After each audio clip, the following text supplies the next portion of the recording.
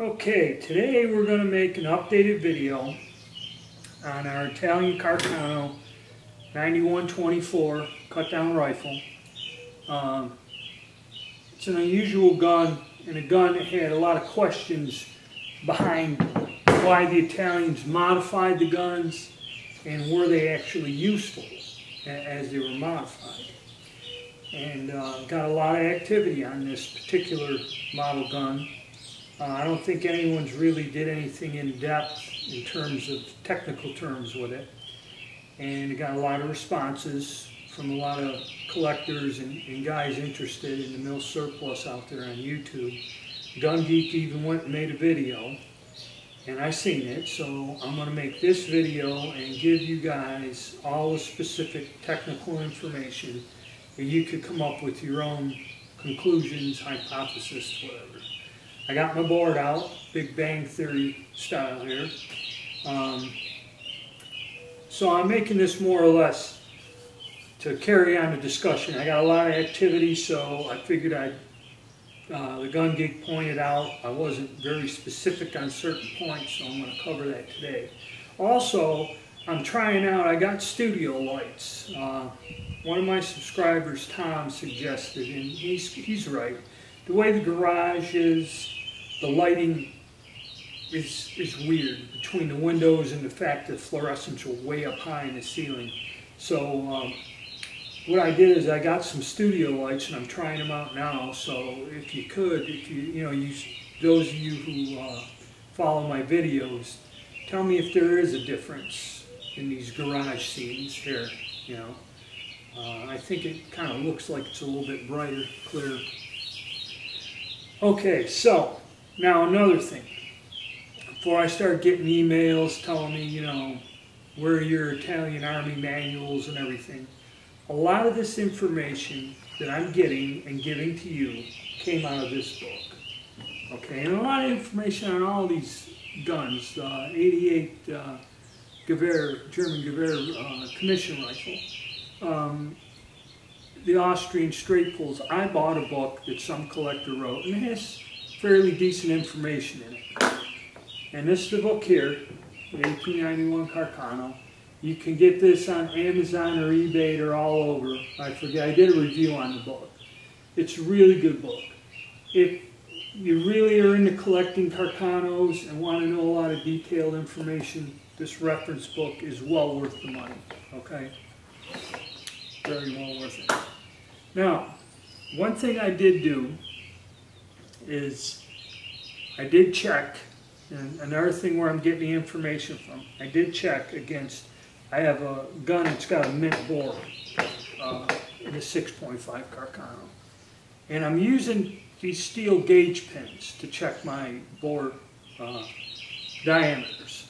And where you get them, like somebody asked me, where do you get them? You go to anywhere, again, Amazon, eBay, where they sell a machinist thing, and it's just a set from 1/4 inch to 1/2 inch. And it's just a steel pin that's ground, hardened and ground to the exact diameter. Like this one here is 256 thousandths. And this is what I use to slide into the bore to measure the bore itself. And of course, driving a lead ball through to measure the groove diameter is how we come about with our measurements here. Okay, so the discussion was the twist rate and everything else. And a couple guys tried calculating it. Well, I have all the information, so, whatever, either watch the video again or write it down, get a notepad or something, and I have the barrel lengths, twist rates in both millimeters and in inch, English, whatever you want, however you want to put it. And so we'll go over the information, and also I took measurements of the bullets I'm using. This is also critical in my results. So we'll go to the board and take a look at the info that I got put together. Okay, we're going to start with the M91 rifle. The barrel length. Now this is the overall barrel length including the chamber. That's why this is important. And it is 780 millimeters or 30.71 inches long. Now, the rifling in there is 4 parallel, I think I spelled it right, lands with a right hand twist that is progressive. Okay?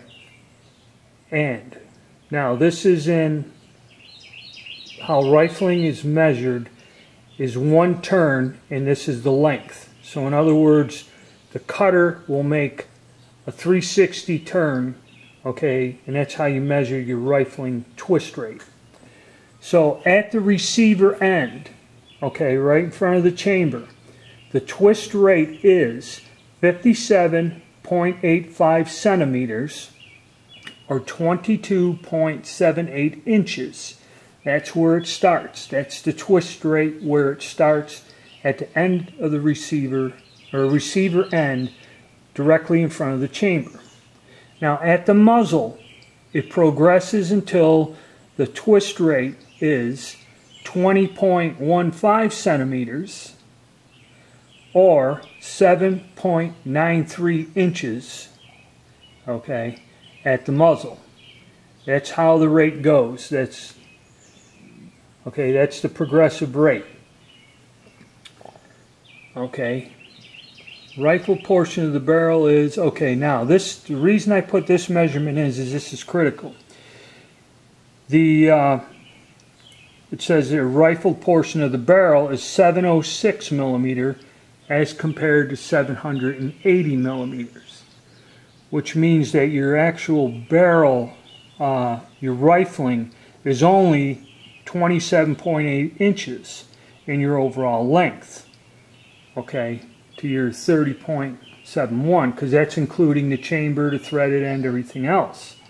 So this kind of is important, because when we go back to the carbine, they're measuring the overall barrel length, which is kind of shorting a little bit. So what you do is take them 2 dimensions and subtract the lower from that, and that gives you the chamber and length. And that same difference subtract from the carbine length, and it'll tell you how much of the threaded portion of the barrel is there. So if you're going to get real technical, that's an important bit of information. Now, distance between the lands and grooves, it's all pretty simple. And you got to remember, you always get, you could go 4,000 or 5 thousandths bigger, it's still good at the factory. But the hole in the barrel should be 6.5 millimeter or 256 thousandths, and the depth of the grooves, okay, should be, like when you slug your bore, should be 267 or 6.8 millimeters, which most of them kind of go 267, 268. You know, you got a little wear in there, that's good. Now the width of the lands is 2 millimeters or 80 thousandths wide, and the width of the grooves are 3 millimeters or 120 thousandths wide. And there's your lands and grooves information. Now, for those of you who are really into it, I also wrote down in the book they had initial pitch of the lands is 2 degrees at the start by the chamber, and it's 5 degrees 50 minutes at the end of the muzzle on the 780 millimeter barrel. Okay, so that's another little bit of information. Again, got it all from the book. The guy put a lot of technical data in there.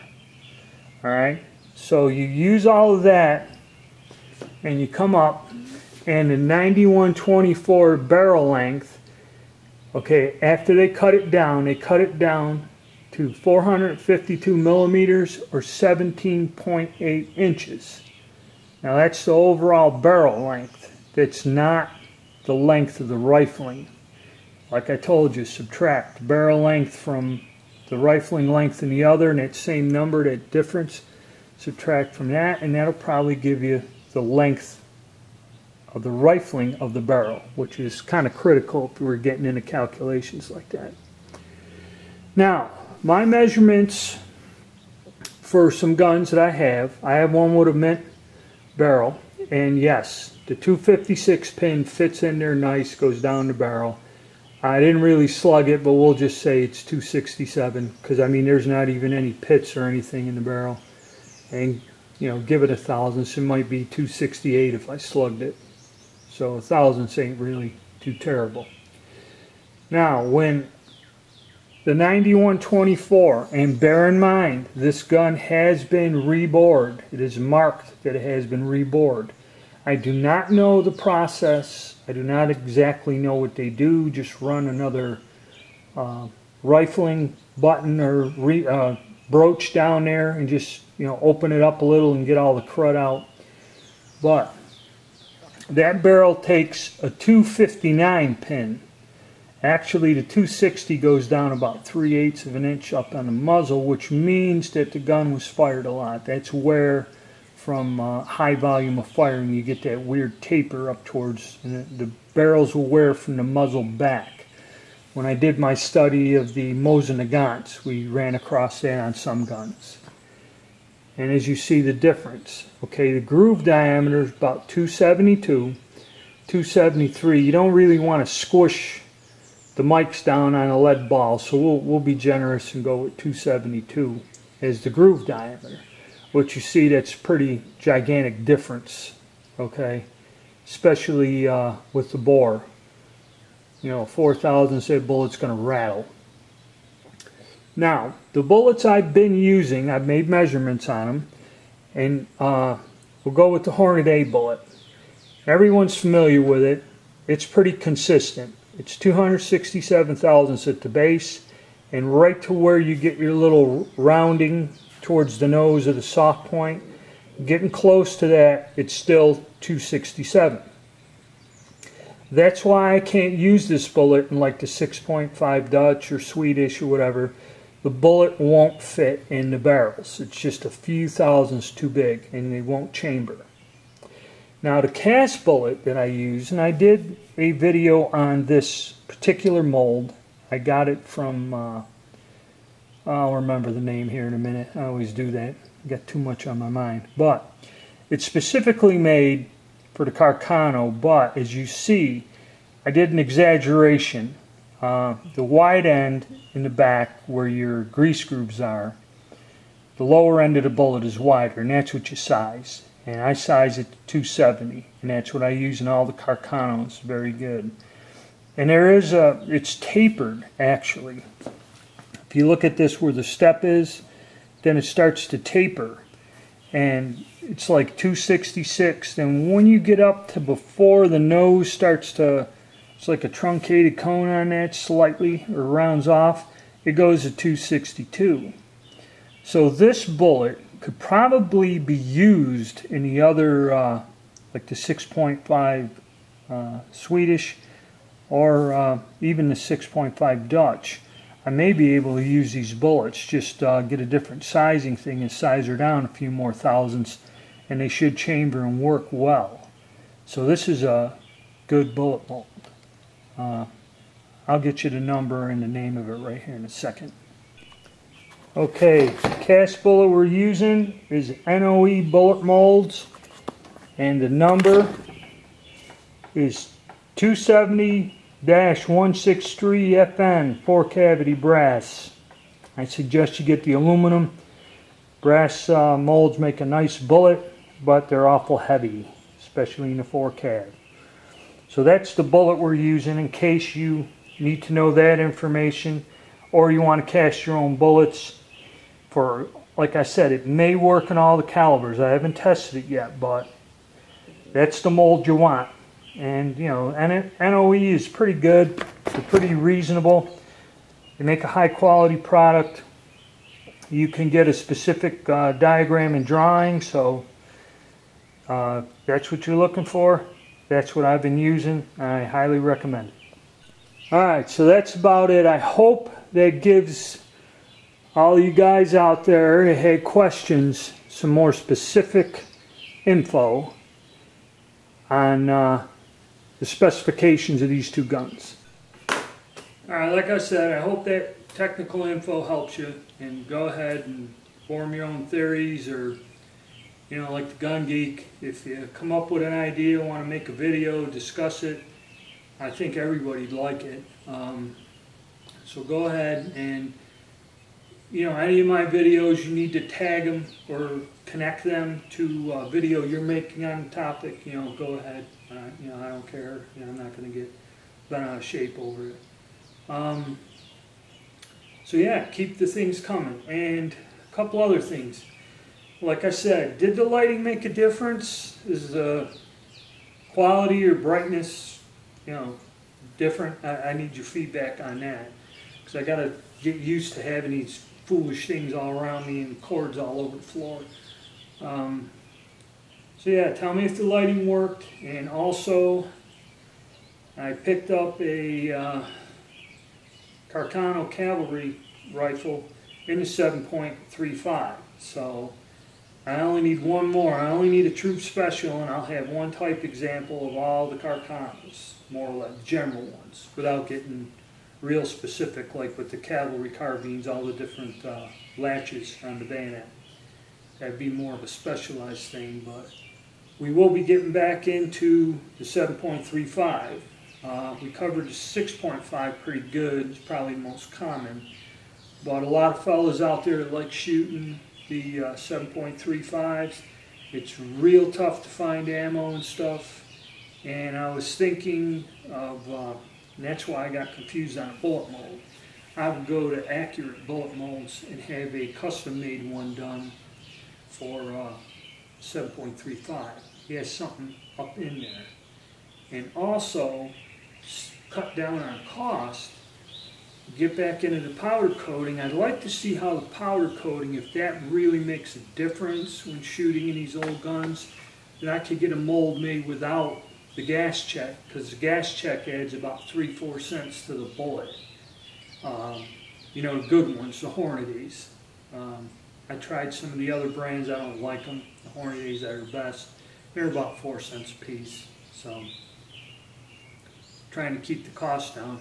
So we're going to progress into that also here in the future, on top of whatever, how weird things pop up in between. All right, thanks.